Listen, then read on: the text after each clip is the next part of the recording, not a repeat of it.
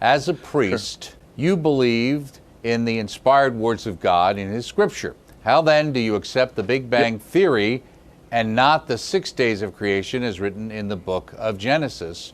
Jennifer in Connecticut. So that comes up sometimes. People say, well, you know, it says it in Scripture now, and, you know, somebody might say, you know, for 2,000 plus years, people seem to be getting to heaven understanding it that way.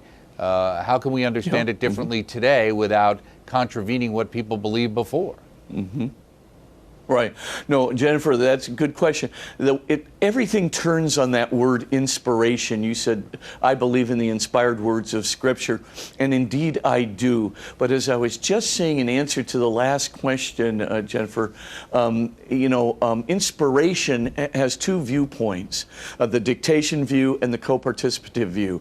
I'm a Catholic priest. I go with the co-participative view. This is the view that, that Pope Pius XII has asserted is the appropriate view for us, and because that's the case, we don't have to believe, that the 6 days of creation, the 10,000 year age of the universe, etc., is literally true, because God never intended that to be the message in the Scripture, but rather those four sacred truths necessary for salvation that I just detailed a few minutes ago. So it's that word inspiration, and I know it's kind of tricky, but that's not me, making a distinction. You know what I'm saying? That happens to be convenient for the moment. That really is, part of our biblical studies courses. And just about everyone who studies the Bible these days knows the difference between the dictation co-participative views of inspiration, and that's where the Catholic Church is vis-a-vis other